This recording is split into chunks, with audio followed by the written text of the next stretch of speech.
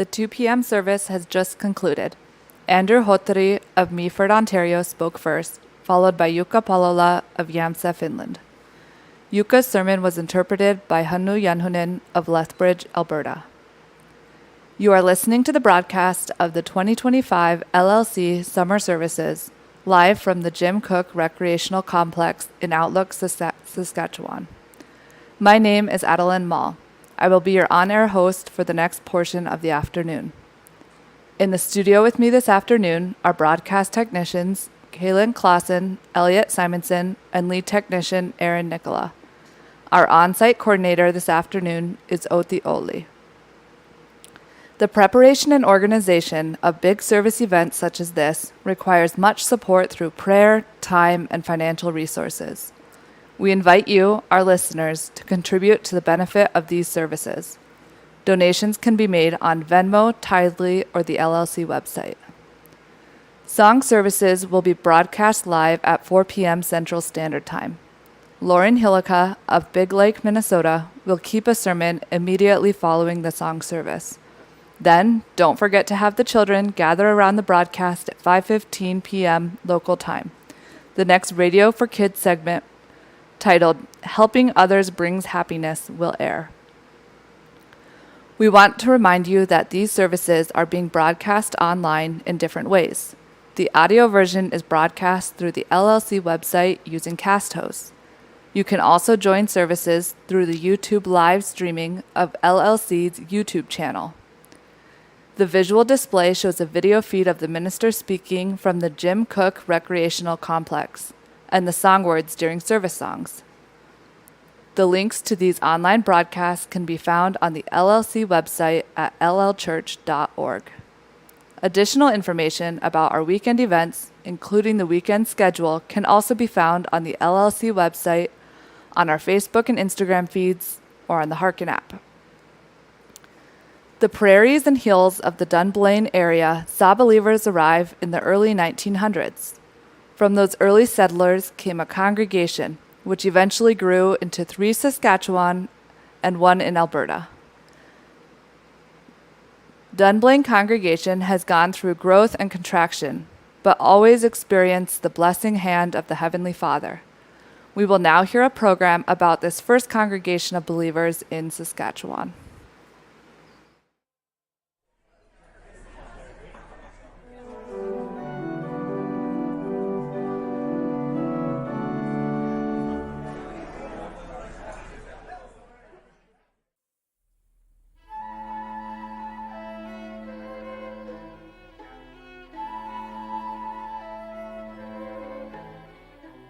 The first believers to arrive to the area of Dunblane, Saskatchewan, came around 1905 to 1912. An article from 1985 describes it in this way. What brought the first Christians to this area where the land is so flat, trees are few, and the sky seems to touch the ground? It was the hope of owning land. Saskatchewan needed settlers. For men and women whose hearts were close to the land, it was a golden opportunity that could not be resisted. Some left established farms, some were newly married, and some were single. They came by railway, sometimes with their livestock and household possessions shipped in a boxcar, sometimes with nothing but a few dollars in their pockets and willingness to work. Saskatchewan became their home. The Dunblane congregation was formally established in 1927. The elders today would have experienced life in probably around the 1940s and onwards. Estelle Hoppala and Audrey Holmstrom, who lived in Dunblane for many years, share some of their memories from growing up in the days before the congregation had a church. Did you guys have services growing up? Yeah, I remember at the Rock Point School there was services. Okay. Peter Nordstrom came often. There were others too, I remember. She tells of having visiting ministers from other areas, as there were no local speakers in those years. Yeah, they were. On those occasions, services were held in Rock Point, at a local country school. Other times, the believers would gather in homes, which were quite small by today's standards. And they only had a Greenway-sized house. Mm-hmm. Imagine. sitting on the beds and bathroom was full.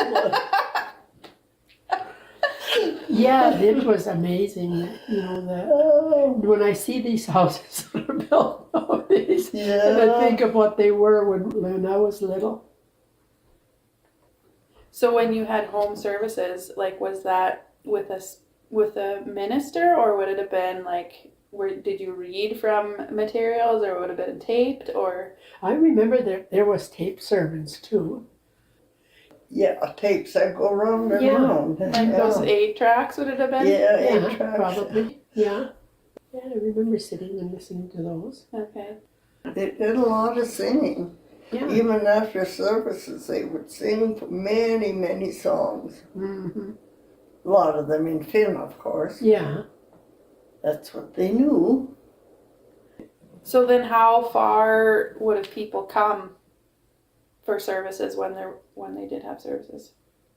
Well, from the Dunblane area. Must be 15, 20 miles. Yeah. 20 miles isn't far with a car, but it's far on horseback. Yeah. Yeah, or pulling a sleigh or whatever. They shared how there was rarely gatherings in the wintertime because the roads and travel conditions were so poor. Services, and later also Sunday school, were mainly held in the warmer months. Audrey mentioned earlier that singing was an important part of believers' gatherings, even then. Estelle remembers the following. That was another interesting thing was Otto Harrela used to come. And Emmy and Bobby were still on the farm. And he'd come there and then he would tell Emmy that he had learned a new song. So he would sing that hymn or song or whatever it was. And then Emmy would sing it with him. And then they'd both sing it together, and then Emmy would sing it. And that's how those songs Would pass would back pass and forth. from generation to generation. And the thing is, I was amazed when we got the organ and we got the music, that how close they actually were in tune. There was maybe some cuicaros in there, like that didn't need to be in there. But otherwise, the tunes were very, very familiar. Wow. Grandma could carry a tune very well, and she, I suppose, had that gift, The memory to just learn it and remember it. Yeah.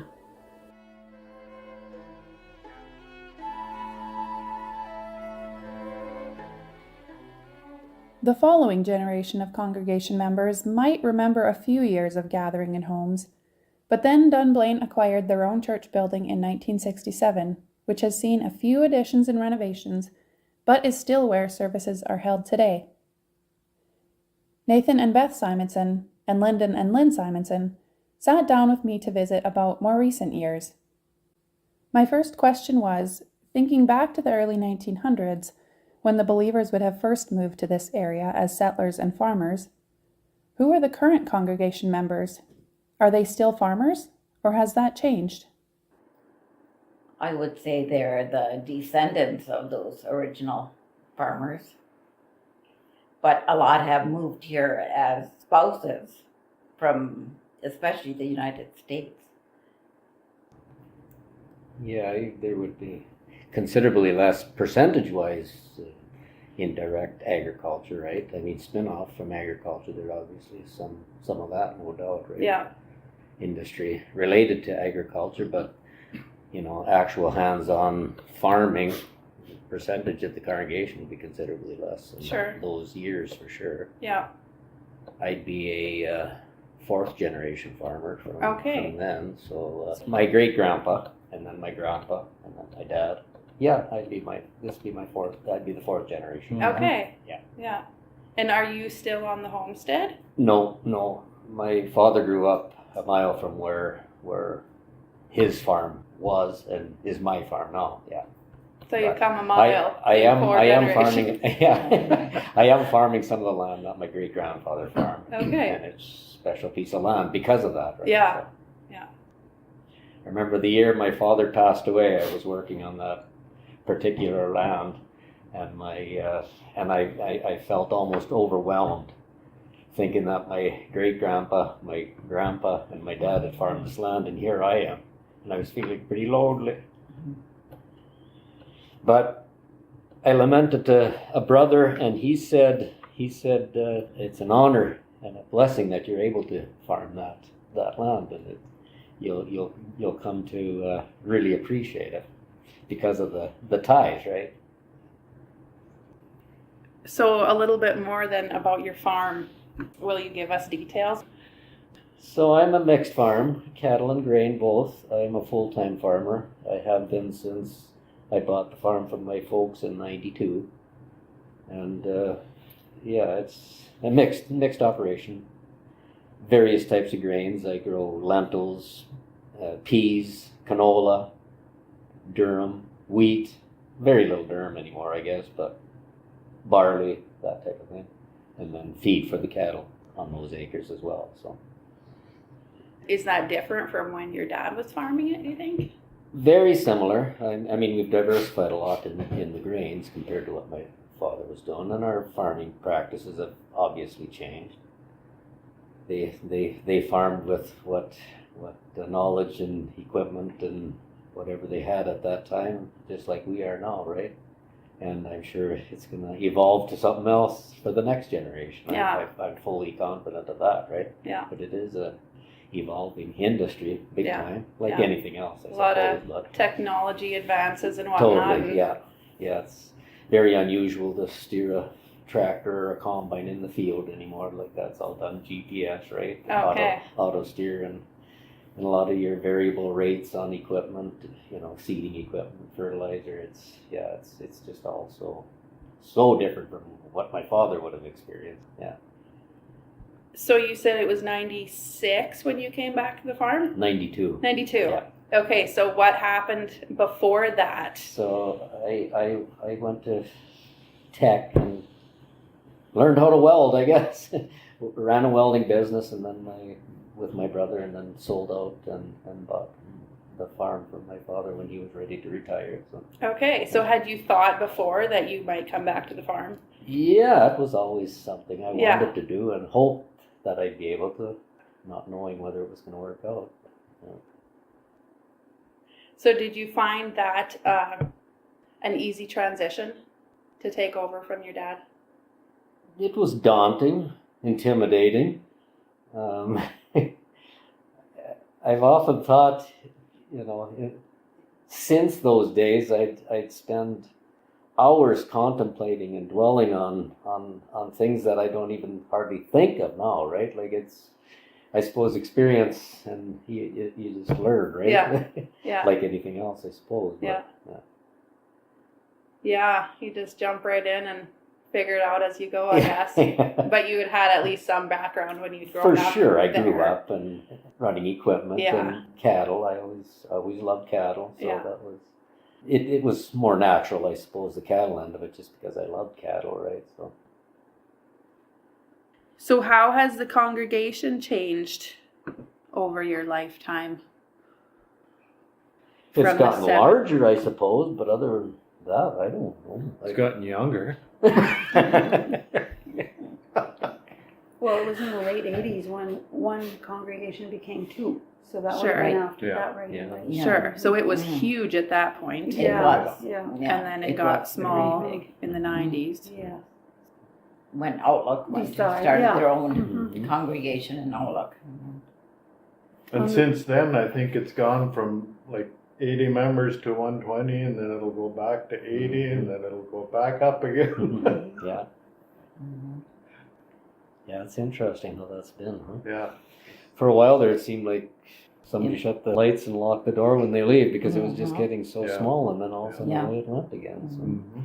Yeah, and I think the reason for that is a lot of the single boys all of a sudden decided to get married, so brought in a lot of new brides and, of course, and children. So they got married and stayed. And Here. yes, that's For a the little key. while. Okay. Mhm. Yeah. So do you think that the changes in congregation size have kind of gone with the work available around here, or more with people just moving for other reasons, or? I think mostly work related, wouldn't you think? Probably, yeah. Yeah, because a lot of people that started moving to Saskatoon for work. because there wasn't as much work in the rural There's area. there's really no employment opportunities around here other than agriculture, Mhm. you know. And even the farms probably have, a lot of them have died out or, Well, farm sizes have gotten so big, you Yeah. know, scales of economy compared to back in them days, right? Like the half section farm wasn't uncommon where there's not a half section farm or a standalone half section farm now, right? yeah, Like if somebody's farming a half section, they're working full time off the farm. yeah, So though Yeah. you know that's the biggest difference I would think as far as people and tied directly to agriculture yeah, because of that. But for sure, and then in the 80s, well 90s too, the agriculture economy was so poor around here. Like even business people had a real struggle. Anybody that was serving agriculture, like I was with my brother in welding, like it was a struggle to keep busy, right? And there was just not a lot of money on the farms. Where it's different now at this point, anyways, right? mm-hmm. But I bet if we think about it, I bet you still half the congregation is involved in agriculture some way or another. You know? Mm-hmm. Yeah, I guess it's probably pretty common in an agricultural area like ours to have a lot of jobs in Right. agriculture. Right. Yeah. You know, Yeah. and also just, the location of the church is not in a town, it's out in the countryside, Right, so Right. it's a long ways from a lot of non-ag jobs. Which in itself is unique, and I don't know, it's just something special about a church out in the country, right? Like something about it. Early summer morning as the sun's coming over the horizon and you're driving towards the sun and with a tractor or whatever, and you're going by the church, and it's just a feeling of peace there,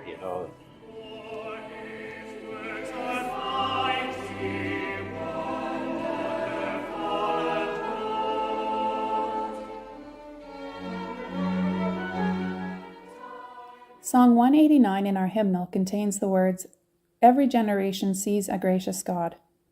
What thoughts does this line bring to your mind? And that can be as it relates to the congregation, the area, your daily calling. All of the above. But especially that he's preserved his congregation here in our midst, for so many years. Think of the generations that have gone through. They have all had Yeah. trials and blessings and And they've all been well looked graciously, after, yeah. been blessed with what they needed for their time. Yeah. And heresies have touched the Zion, and Mhm. yet we carry on. That's right.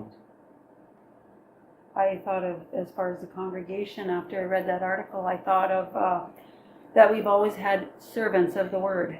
Back in the day, they didn't have servants of the word present, and I feel like that's been a blessing blessing, from our for sure. yeah.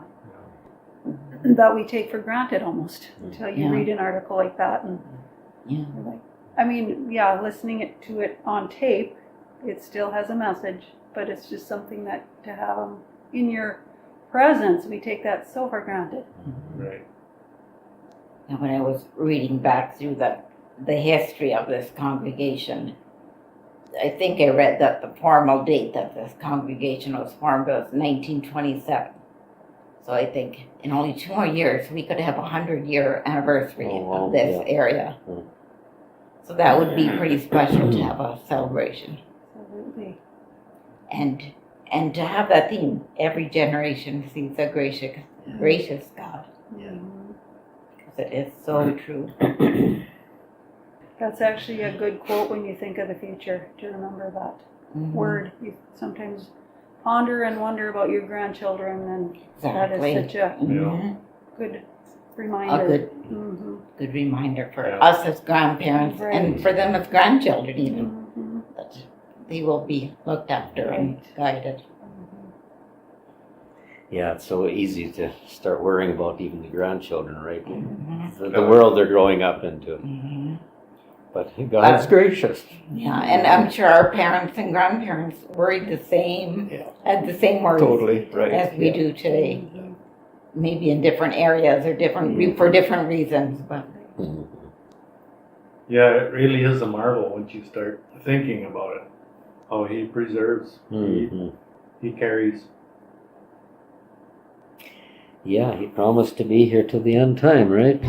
No matter how bad it gets, right? And he promised he'd shorten it for the elect's sake because of that, right? He knows what's ahead. We don't. But we trust that he will care for us as we need to be cared for, right?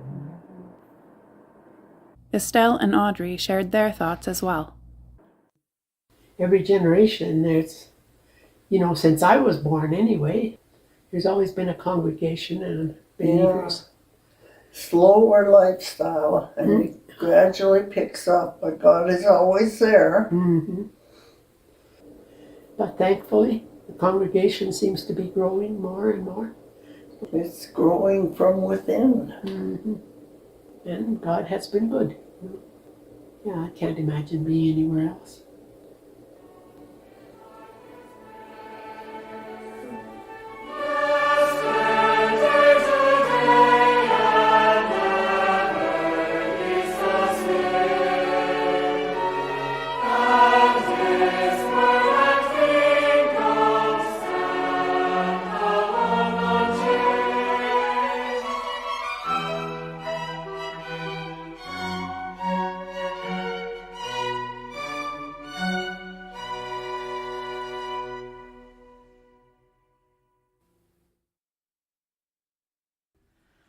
My home is not here where I 2025 LLC Summer Services. Every generation sees a gracious God was one of the themes that came out in the program you just heard about the Dunblane congregation. God has blessed the believers there through almost 100 years. Estelle Ulioya and Audrey Holmstrom of Outlook, Saskatchewan were interviewed, along with Nathan and Beth Simonson and Lyndon and Lynn Simonson of Dunblane, Saskatchewan. Caroline Ulioya of Outlook, Saskatchewan produced the program. Tune in later today for the next segment of the We Gather Here series. You will hear firsthand accounts of how the believers in Williston, North Dakota established their growing congregation. We have a Harken update for you. Are you using the latest version of Harken? The LLC works with Harken's developers on a regular basis to maintain an enjoyable user experience within the app. You are now able to organize Harken content into subcategories. For example, you may notice that when accessing